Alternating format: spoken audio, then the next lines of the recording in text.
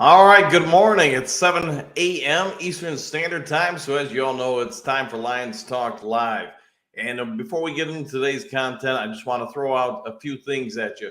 If you're looking to buy or sell property in the state of Michigan, I don't care if it's over in Lansing, St. Joe, Ann Arbor, wherever it may be, the Upper Peninsula, maybe Traverse City, whatever it may be, if you're looking to buy or sell property in the state of Michigan, consider giving me a call. Let me bring over 30 years of experience to you, see how we can help save you money if you're listing property or save you money if you're buying property. So, again, the number's on the screen 269 998 2384. Also, if you haven't yet subscribed to Lions Talk Live, please consider doing so. It only takes you a second to hit the subscription button and hit the thumbs up, like button, whatever you want to call it. Hopefully, you're enjoying the channel. We are trying to make a push to get up to 3,500 by kickoff. I want to say we need like 10 more subscribers, something like that. And then obviously the next drive will be to get over to 3,600. So anyway, let's without further ado, let's get into a can of Mountain Dew and talk about today's game against Carolina Panthers. Most of you are aware, if not, there are going to be a few additions and a subtraction or two to the Lions roster heading into the game. Came out late yesterday that Gibbs is going to be out. I mean, he's not going to play. It doesn't sound like St. Brown's going to play. We'll see if that changes. But I would say they're definitely out, along with a couple other players that I'm sure we're already aware of. But the other part is Drummond is going to be activated for this game. Julian Okwara is going to be active for this game. J. Mo is going to be activated as too. Jason Kabinda, probably no shock to anybody. He's not going to play. And I'd say that's par for the course.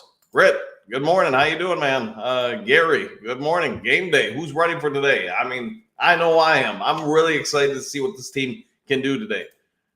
Bergs, how you doing? Game day. Let's go. That's right. Kevin B, hey, how we doing? Good morning to you guys. And Single Dads, what's up? We're down a lot of players. Should be interesting to see how we scheme. Yep, and I'm sure Single Dad, you're seeing on the screen. Well, if not, let me put it back up. We are going to have some extra people. So, yeah, we're going to be definitely down a few people, but we're going to have some people to replace them. I would say this, I guess the way I look at it, this is a sign of confidence from the coaching staff. They really, and the players, I'm going to guess St. Brown wants to play. I'm guessing we all can agree based on his personality. He doesn't want to be off the field. He wants to go after it. He wants to win, etc. But the coaches and probably the medical staff said, hey, we'll sit you out this week, get you ready for Tampa Bay the following week. And same with a couple of the other guys. Again, if it was a must-win game, I do think a lot of these guys would be playing. But the coaching staff is saying, hey, we should be okay without you guys. Now, with that being said, probably the person with the most pressure on them today is going to be Ben Johnson.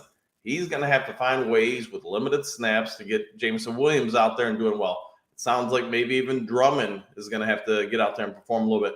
Khalif Raymond, Marvin Jones Jr., Laporta, Reynolds. I mean, all these guys are going to be in a position to have very big games because obviously their targets are going to go up significantly. So let me ask you guys this. I know I'm expecting a bigger game or amount of snaps for Reynolds and Khalif Raymond, but am I misreading that? If you guys think maybe somebody else should be stepping in the lineup, we know Mitchell isn't going to play, but let me know what you guys are thinking. But that's my guess where they're going to try to augment some of the losses or players who aren't there by using some of those guys a little bit more. All right, let's get back to the comments section here. Bummed Gibbs is out, yeah, but I mean, I guess their side of it is if you're going to miss a game, I guess this is the one you want him to miss. Let's hope it doesn't bite him in the butt. But Montgomery is still going to get his runs. Knight didn't look bad against Atlanta. At least once he got past his first couple of snaps, you could see read things a little bit better, set up some blockers a little bit better, and then Craig Reynolds should also fill in. So we'll see what happens. The only thing I'd say for Craig Reynolds and Knight is, this injury to Gibbs happened Friday. So really, none of them probably got a ton of practice reps leading into it. So we'll see.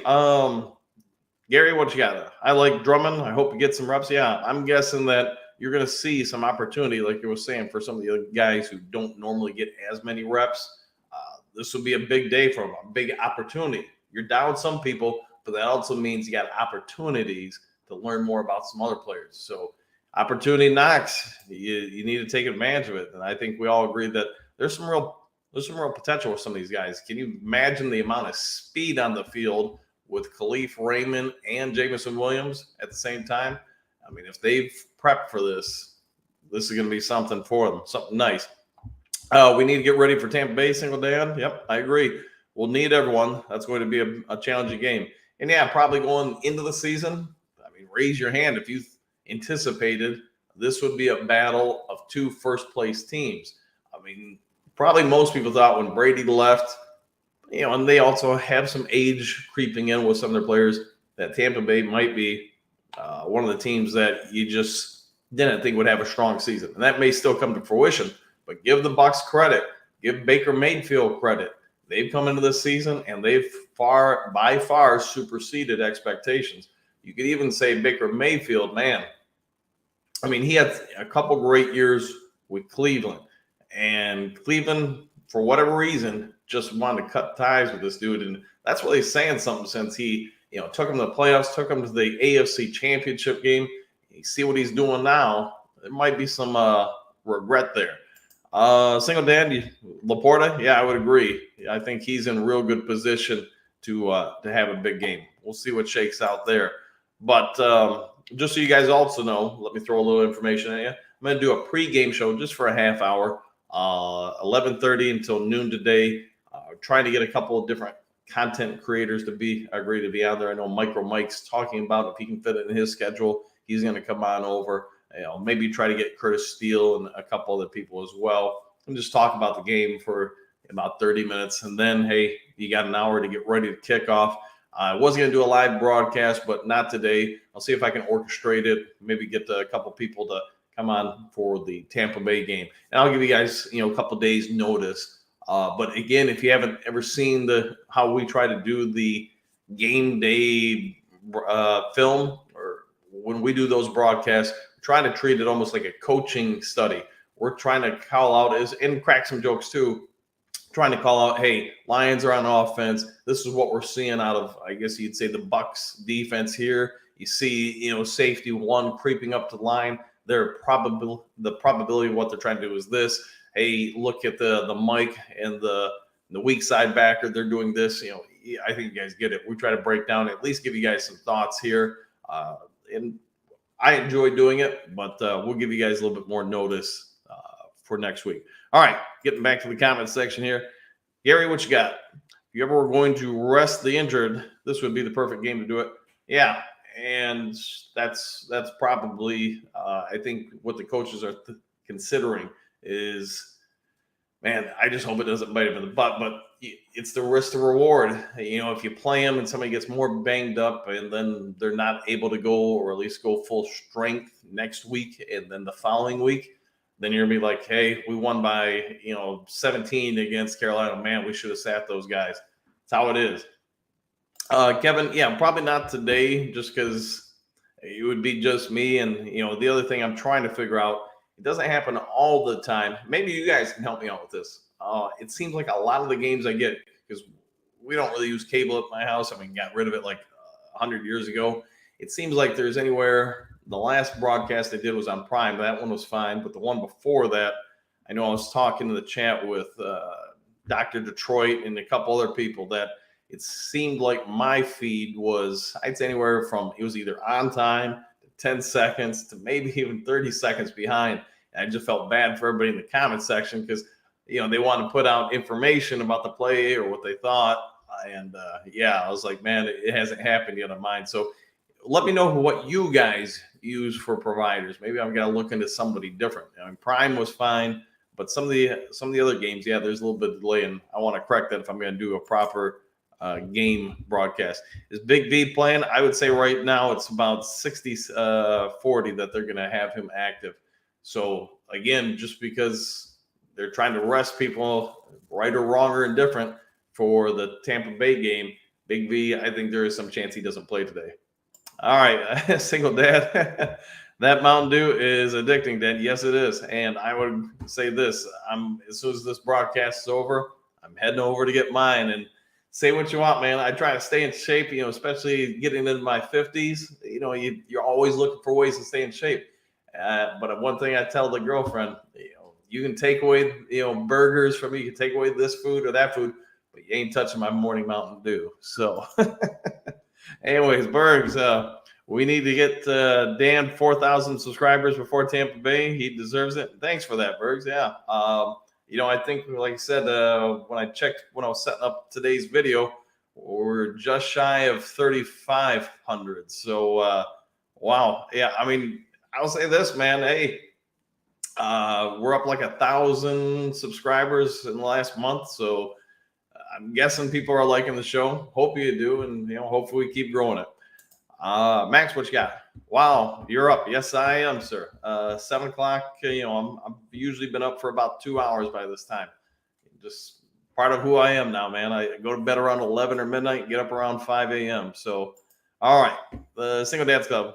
We all have our vices. Yes, sir. You got to live life, man. I mean, I don't drink a ton of Mountain Dews, but I do have that one every morning, man. All right, Brother Ken, long time Lions Talk Live viewer. He might even remember the Ric Flair days.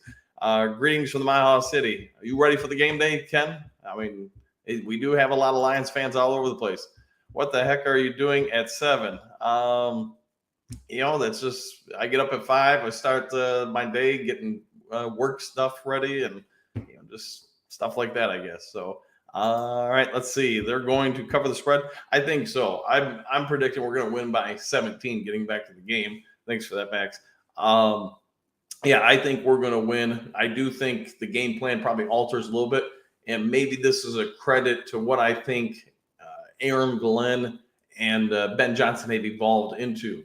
If you've watched the channel for a while, one of the things I've talked about when you hire inexperienced coaches, and let's face MC, DC, Ben, Aaron, they were all incredibly inexperienced coaches at their positions when they took over. They're just like developing rookies. You got to give them time to develop. But I think we can all say at this point, unless we see something different the rest of the year, Aaron Glenn has matured as a defensive coordinator.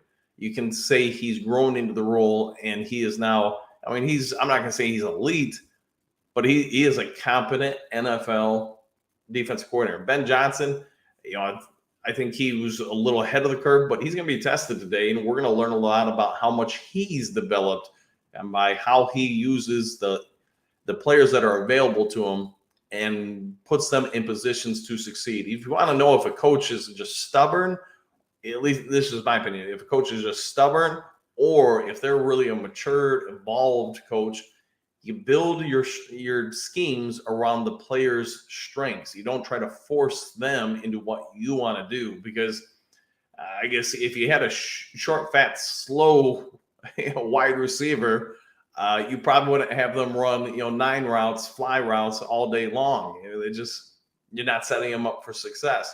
So I want to see the first drive or two out of Ben Johnson. What's he doing to manipulate the defenses with the players available to him? And I think he is very creative, but he's going to have to do some things to put these players in position. If he does that, I do think Detroit wins by 17. So sorry for the long answer there, Max. All right, Gary, Dan, you have no problem growing your channel. Quality show. Thanks for that, man. I enjoy it. I think I was saying the other day, I just do it for fun. I enjoy it. So hopefully you guys enjoy it too. So thanks for that. Single Dads, I have bets on this game. I bet 34-10. I could win 1K. Well, if you do, don't forget, it's a Circle K. A morning Mountain Dew costs 82 cents. Half regular. Send it on over. All right. Have you done film breakdown like all 22? We could set that up sometime. I know NFL offers a coaching package where you can watch basically the coaches' films.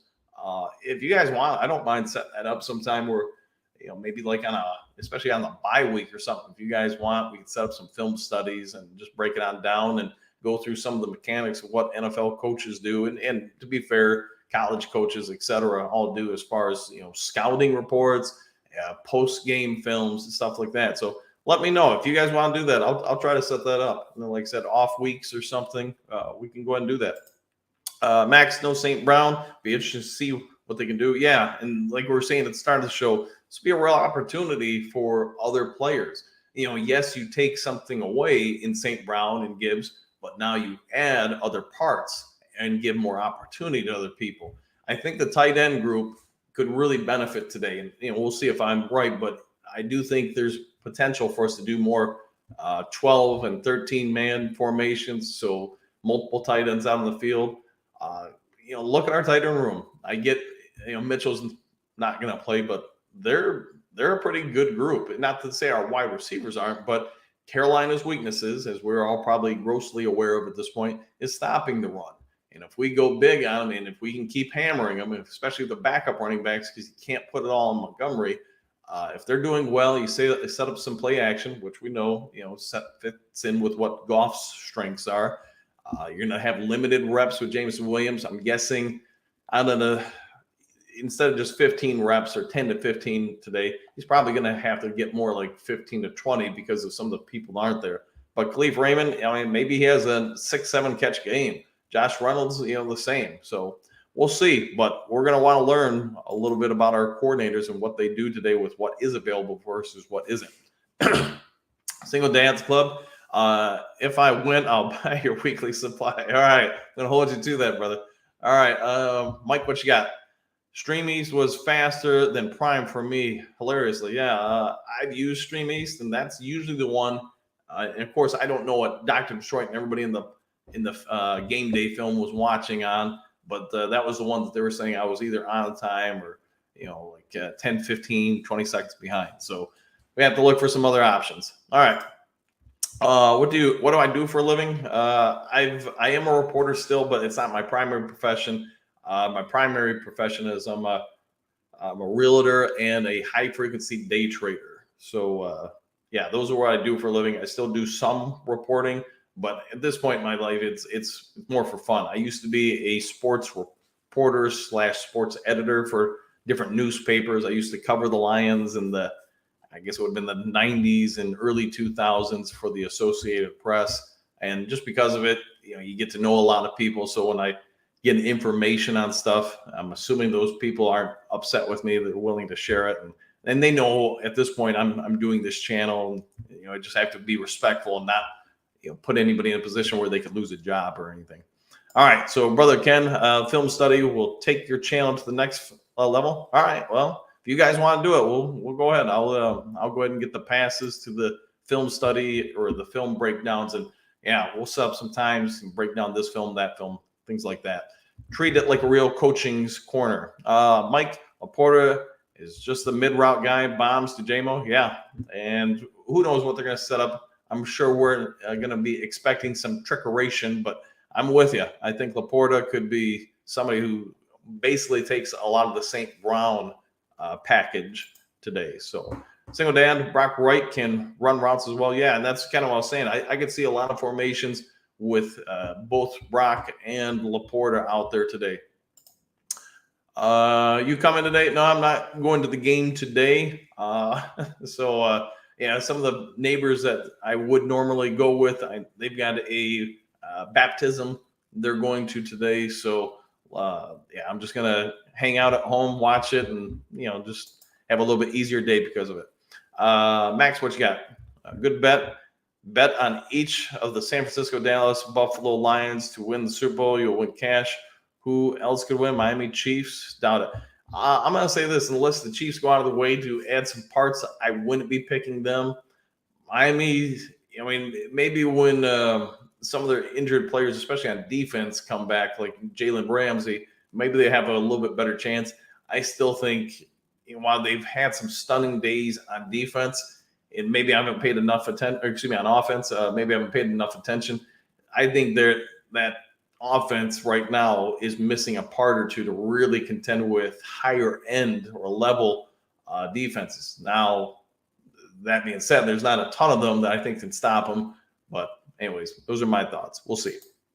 All right, same with that. Using Twitch? Maybe I'll have to look into that. Yeah. My bad. No worries.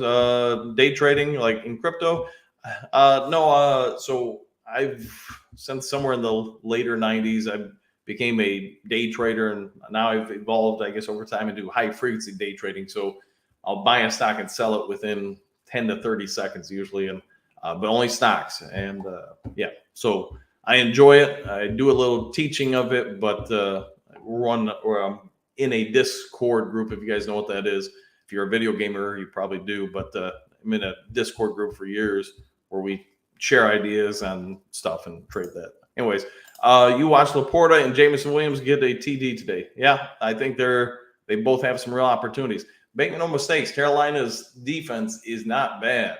It's just their front, I think, is not an ideal front against us. Also, I think they're going to be in a lot of bad positions because unless their or offense does something that hasn't really this year, that Carolina's defense is probably going to be on the field a lot today.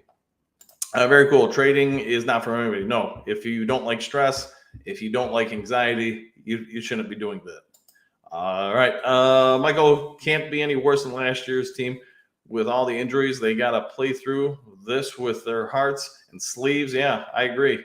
This would be a real tell game. If we hadn't lost to Seattle, I think, this could be a little bit more. I know some of you guys have called it a trap game. I think there could be a lot more truth to it. But I do believe, especially on defense, those guys felt pretty embarrassed by what happened against Seattle. And, being that is Maith, consider this. If the offense doesn't give 14 points to Seattle, if the fourth down, plays that didn't convert don't give Seattle another 6, I mean, that's 20 points. You take that off, we don't go to overtime. But, hey, it's a symbiotic relationship between the offense and defense.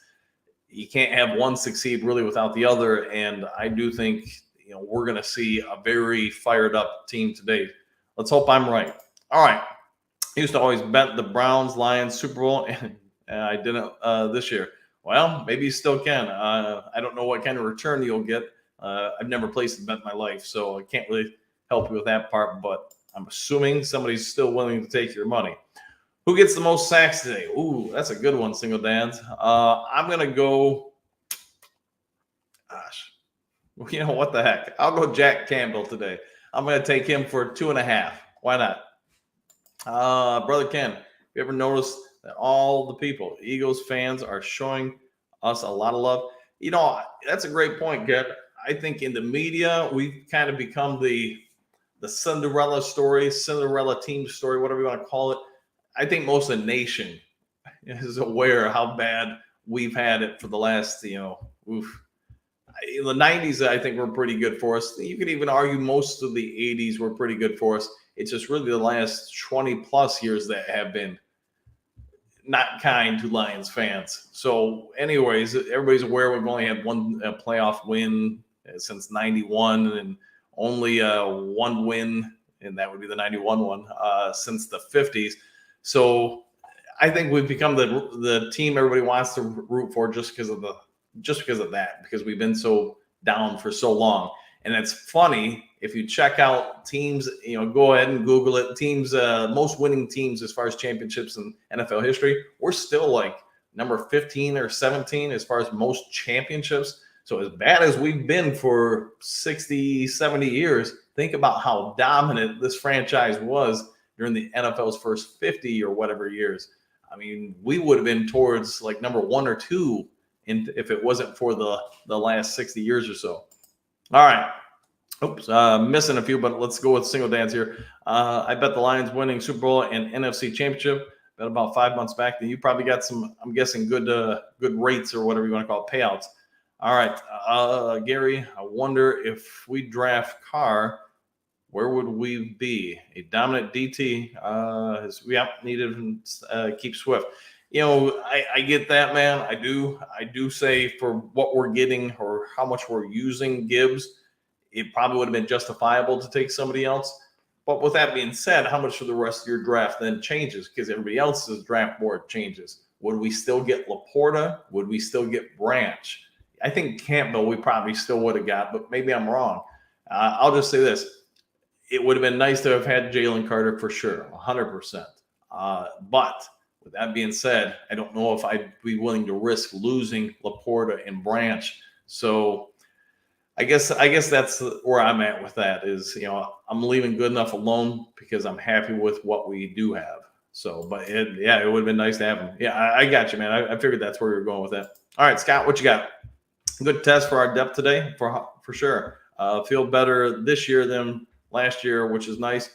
Is or that a better chance of happening JMO TD or Mosley INT? I'm gonna go with probably JMO TD. Now I will say this: if we do get up 14, 17, 20 points in that first half, to where in the second half Carolina basically has to abandon the run game, then I think Mosley has a better chance because I think they're going to give him more reps if we have a huge lead, just because there's less opportunity for Carolina to really run the ball. And I think they're okay. My guess is they're okay with him playing in pass coverage. They probably just want to really limit the amount of physical hits he takes at this point in his recovery. Better Lions win Super Bowl and NFC. Oh, I already did that. My bad. Carter. Yep, Gary. Yep, Carter.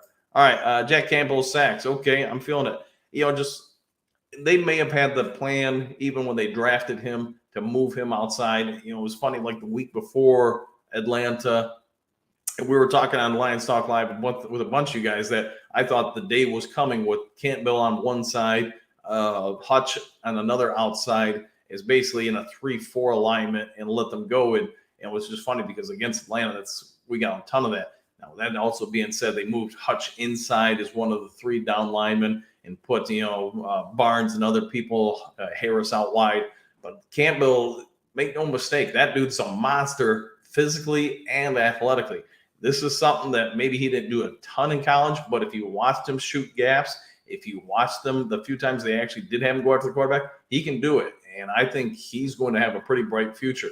While we're talking about the redraft, I guess you could say, to get Carter, I'm not so sure that, 2 years from now, we're going to look back on Campbell and say we'd be okay with losing this guy, because I think he could end up being a monster.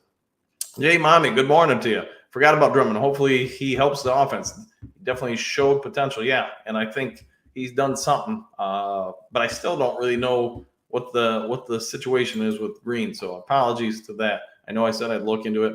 I got busy yesterday. Sorry about that. All right, Ken, what do we got? Everyone is pulling for the underdog, 100% with Lions. And you can't get more of an underdog than Lions fans. Yeah. And to be fair, a lot of the national reporters have come out and said, hey, this fan base has been through it. I mean, and I think everybody gets it. I mean, we've been through the Rodgers Hail Mary, just so many different calls, the catch that wasn't a catch, whatever you call it, the process of the catch with Calvin Johnson.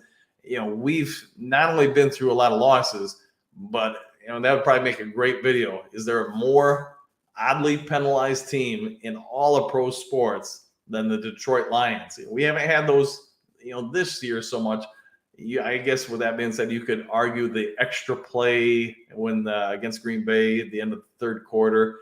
But the few odd plays we've had like that this year, this team's been good enough where, we still got the wins. And, that's, you want a sign of growth. We're not losing and blaming this play or that play. We're winning when those odd plays happen. So, anywho, single dance. I'd like to see, Green. Yeah, me too. I'm wondering what's going on there. So something has to be up.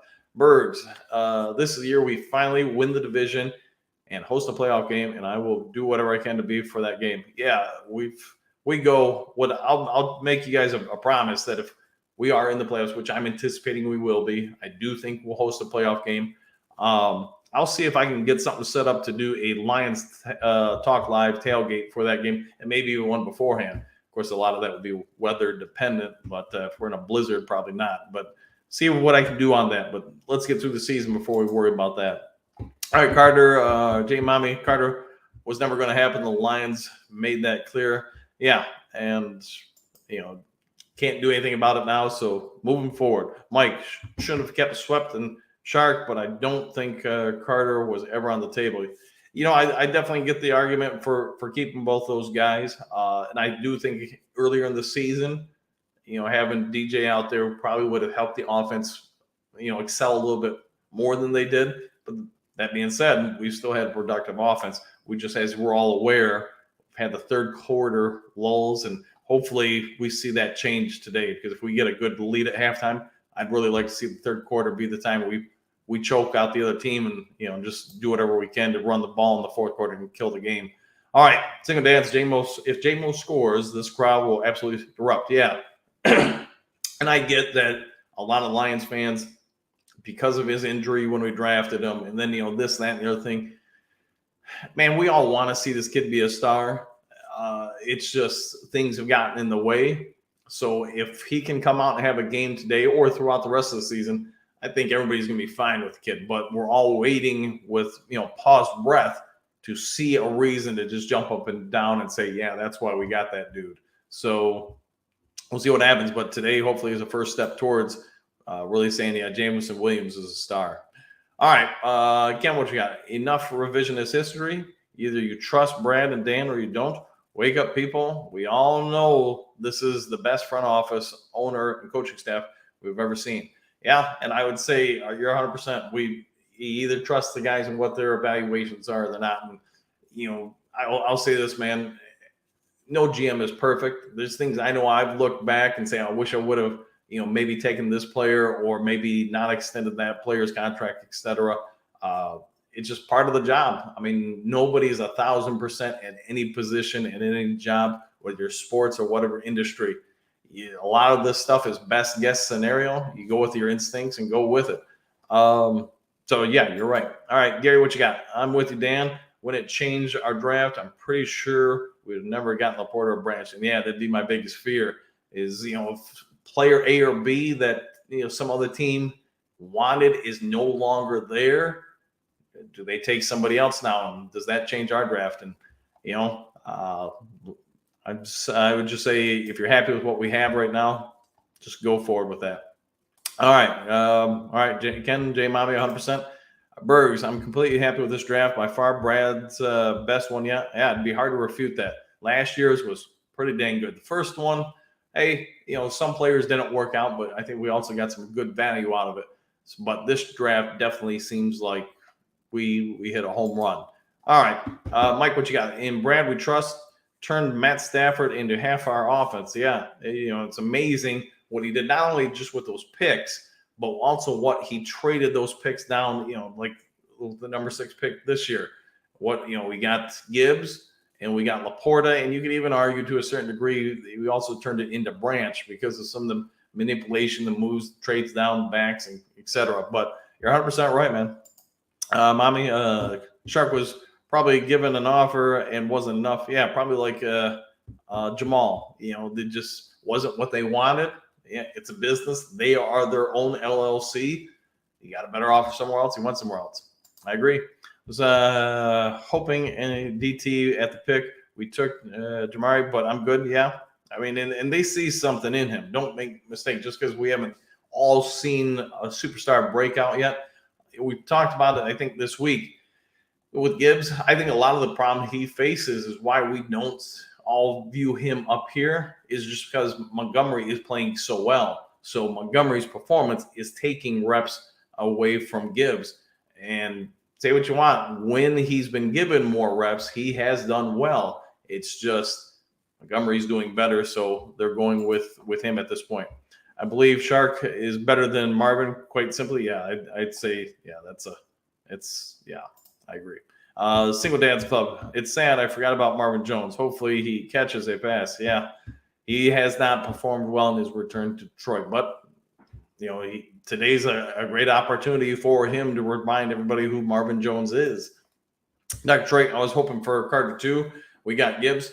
Not gonna lie, I was surprised when we passed on him, but I also am not, just like everybody else, we're not a part of those interview processes where maybe Carter just didn't interview well. I think everybody sees the talent, but this regime is very focused on individual personality tests. So they're spending a lot of time drafting particular personality types. They've clearly identified certain personality types they don't want to draft. And I will say this, they're sticking to their guns. All right, mile marker 301. I became a Lions fan when I moved here, and that was in 2008. It's a tough time to have become a Lions fan. But I am fiercely loyal. Go Lions. Yeah, I think you're like everybody else, man. You've been beaten up by some of the stuff we've gone through in the past. You're here now. You're cheering on the good days. And let me tell you, when 91 happened, I'd been so conditioned. The Lions just struggling to get a win here and there that when it happened, it almost looked easy at times. I mean, even when they would be down like 14 points in the fourth quarter and seemingly no opportunity to win, I'd be like, man, somehow they're going to do it. And that year they did. And, it made me I'm looking forward to having seasons like that again versus the ones we've had for the most part the last 20 plus years.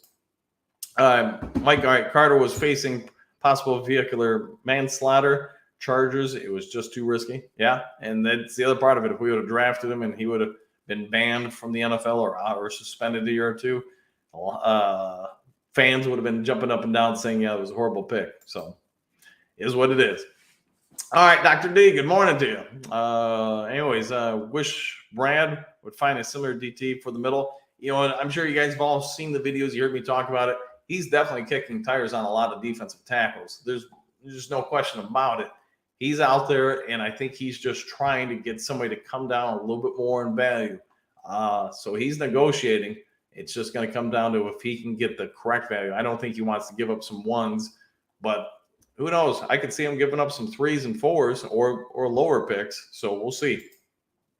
All right, J Mommy, Evan Campbell gives the Lions more options than Carter would have. This is true. You're going to be able to move him to different spots. Carter, you play him interior line or exterior line or defensive tackle or end, but that's probably about it at this point. Okay, Motown, what you got? Good morning to you. I think we need to stop worrying about the drafting Carter and trading Swift. Carter wasn't on the board, and Swift wasn't a talent issue. It was more of the inability to stay healthy. Yeah, and I think you're 100% there. I think, you all probably remember last year, the coaching staff seemed to have some issues with Swift saying, he couldn't go. I want to say it was the Dallas game. You guys let me know if I'm wrong, but they felt he should be ready to play against Dallas. And I'm pretty sure that was the game again. And when he didn't, yeah, I think he signed his own check out of Detroit at that point. So be curious to find out what it all was, but I'm thinking that's more or less what it was. All right, Mike, what you got? Still holding out hope that Max Crosby trade? Yep, it just comes down to what is it going to cost to get him. And the more the Raiders lose, like Denver or other teams, they're going to start selling off parts. And I think, Crosby could be had. Too expensive? Yeah, I'm probably with you, Single Dad. I think it's going to cost a bit to get him. And it just doesn't seem to be Brad Holmes's modus operandi. All right, agree 100%, Bergs. All right, Max for a second rounder is totally worth it. Definitely not a first, though. Yeah, that's a good question. Would we be able to get him for a second? And more importantly, would Brad Holmes be willing to give up a second? That I'm not sure. I could see us maybe doing, like I said, third, fourth, something like that. But then again, you look at all the success Brad Holmes has had in the later rounds getting talent. I guess, that's the rub of it. Do you want to give up future talent that you're going to get at a lower cost as far as, what you're going to pay in the contracts?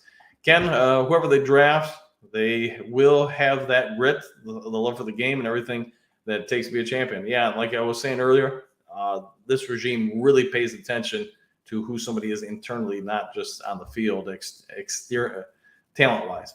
All right, Dr. Trey, overall job has been well done. Just think that Brad gets to stick he out, slicks himself. Yeah, let's hope he doesn't overthink the situation. J-Mo, Gibbs, Campbell are still needing to prove it. Yeah, and I don't think there's any disagreement there. We all think J-Mo, Gibbs, Campbell will be something, but we do need to see it. Let's see if I'm right about the 2.5 sacks out of Campbell today. If I do, everybody in the comment section below, you owe me a Mountain Dew.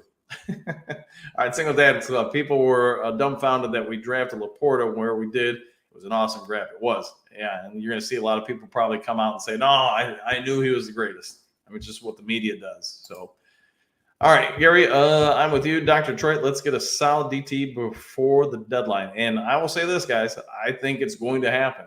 I do. I do think we're going to pull the trigger on one, maybe more trades. And we'll see if I'm right or wrong. But all right, a couple more here, and then it's about due 30 here. Jeff, can we talk possibilities of Brad making some moves with the trade deadline? Still need depth. And Jeff, that's what I'm saying. So let's look back at, we'll just say like the last month. The word I'm getting from friends in the industry, the reporting industry and sports personnel industry, it's without question in my mind. I mean, I would bet all the Mountain Dew in China on this. Brad Holmes has been talking to a lot of teams in very targeted conversations about positions. Yes, he started the preseason off talking to teams about wide receiver. And I think, looking at these first several games in the season, we could see that the Lions would have definitely benefited offensively from having a stud wide receiver opposite St. Brown to pull coverage from St. Brown. And they probably had an idea Laporta would be good. They probably didn't really foresee this type of start. I mean, who could have? But let's also identify that they have talked since preseason to multiple teams across the league about defensive line possibilities. And yes, against the Packers, that really kicked up into another gear. I think at that point, we all knew the Lions defense could be something.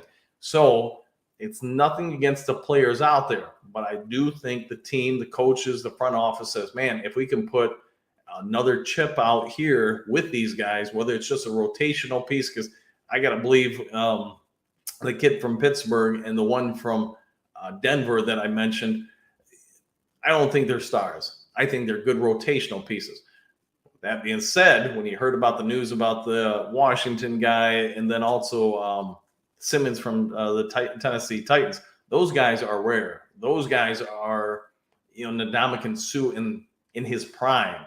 And you imagine putting someone like Matt out here with this defense, one that, we've only blitzed 17% of all of our snaps. So when we're getting after the quarterback, whether it's Patrick Mahomes or whoever the last few weeks, we're getting after them with, for the most part, just our front four.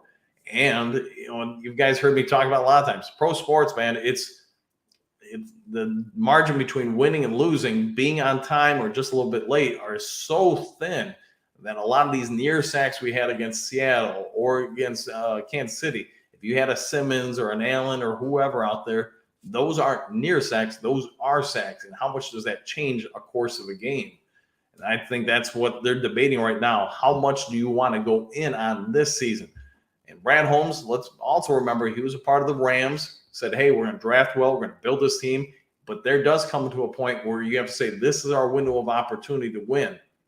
Do we want to just stick with what we have and see if we can get that win? Or do we want to put all of our chips in the middle of the table and say, hey, now we're going to make this as advantageous a season for us this year and next year as possible? Because the other part, I guess, if I'm Brad Holmes and I'm really going to say this is our window of opportunity this year and next year, after that, you got a lot of these rookie contracts coming up. You have a lot of these contracts that you're going to have to pay, and you're not going to be able to keep everybody as much as we want to.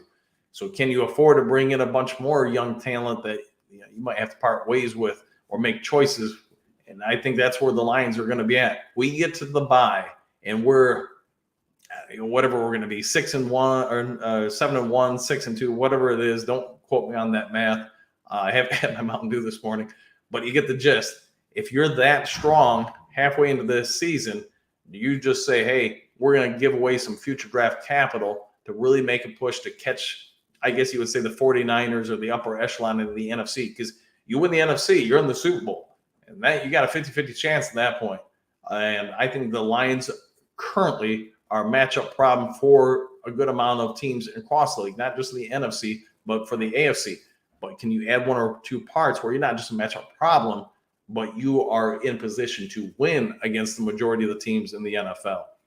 That's where I think we're at with things. And, we'll know a whole lot by the trade deadline. All right, Dr. Troy. Gary, that's all I want. Fill the middle with some talent. Yeah. All right. A couple more here, and then, like I said, it's about due 30 time here. Hit that like button. Yeah, I have no idea where we're at. You guys can see it on the streaming service right now. I can't. So if you guys can, help us a few more subscribers. We're trying to get to 3,500. If you can help hit those like buttons, that's great.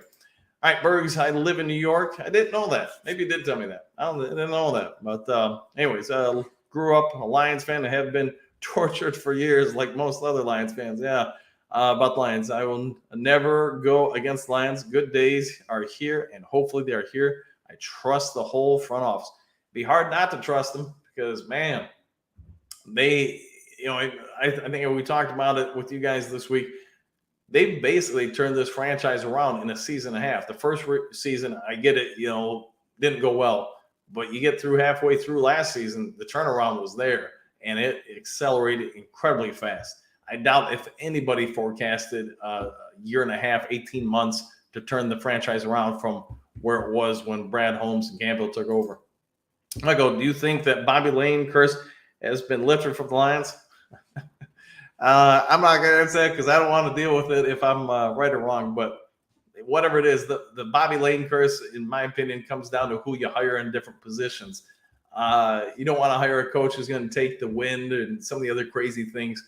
Maybe it was Bobby Lane. Maybe it was the ghost of Christmas past. Whatever it is, I want to say this. I think we're in a position to win for a while. How about that? I'll go with that. And if we are, then I guess Bobby Lane's probably okay with us at this point. Maybe Bobby Lane, the ghost of Bobby Lane, is a Dan Campbell fan, and that lifted the curse. All right, VX, what do we got? Top and bottom. These are our guys. They know what's up and ready or not. This is getting real really fast. Let's enjoy this ride. 100%. Don't overlook this. And I don't think any Lions fan is because you've been through the mud for so long, man. It's nice to see a little sunshine. Donnie Burr, what you got? Coach, with all the injuries today, are you worried about the game? No, because I'll say this.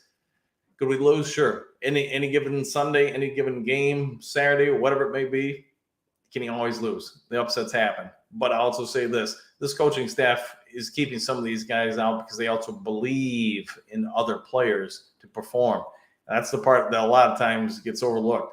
Coaches might keep you out, but that also means they've got enough confidence in these other guys to say, yeah, you can sit this one out. These guys are going to perform well today. The only real worry I got is the running back room because, again, with Gibbs' injury being late Friday, it means the guys that are going to come in and get those meaningful snaps behind Montgomery, they got basically very little reps this week to prepare. So you're just hoping that they can look on the board basically and say, hey, all right, I got to read this and that, and they got to do that under duress of the game and hopefully not a close game. So it's going to put some stress on us for sure early in the game, but if we can build some leads, that stress starts coming off you, going on the other guys, yeah, it'd be a whole lot easier. Mike, Gibbs carried the load in the Falcons game with Monty hurt. Yeah, he did. And really, after the first quarter, kind of to your point, he performed well minus the first quarter. But I think, that's probably mostly just nerves. He is a rookie after all. All right, James, what you got? Good morning, everyone. Late to the show? It's all right, man. Just jump in when you want to. Do you know if St. Brown go today or if he's out? He's going to be out. It sounds like he's out. Gibbs out. So it's going to be a great opportunity for other people to grab an opportunity to shine. Look at it this way. I mean, not just Tom Brady, but there's been countless NFL players that if somebody else didn't get hurt, they don't get their opportunity to come out. Let's not all forget the greatest Lions quarterback in history, at least my lifetime, Eric Kramer, would not have got his opportunity to win a playoff game for the Detroit Lions against perhaps the greatest team in the 90s, the Dallas Cowboys of all people, if other people didn't get hurt. If Rodney Peete, Bob Gagliano, and I think there's even another quarterback, if those three jokers don't get hurt, Eric Kramer doesn't get in the game. And that, if you haven't ever seen the replay of that game, that dude was on fire. Something like 3 touchdowns, just under 350 yards passing, no picks. I mean, he was out there just slicing the Dallas Cowboys up. So that's a great moment in Lions history for you. Anyways, Mike, I also wouldn't mind trading for EQ St. Brown, super tall possession receiver. Yeah. I think it could still happen, but I think it's become because Jameson Williams is returned. And if he performs well in the next couple weeks, it's probably moved down to the depth chart as far as the needs. But what do I know? Maybe they go all in on a wide receiver. Jeff Clark, in potential order, which positions besides DT do you think Brad is looking at? offensive line, and then probably receiver. The secondary's got enough depth where I don't really see that as a viable option. Same with the linebacker position. Offensively, running back, I'd say, is pretty sound. Tight end's pretty sound. Quarterback sound. So really, to me, it would have to be both lines. Just adding either star power or depth in regards to the offensive line.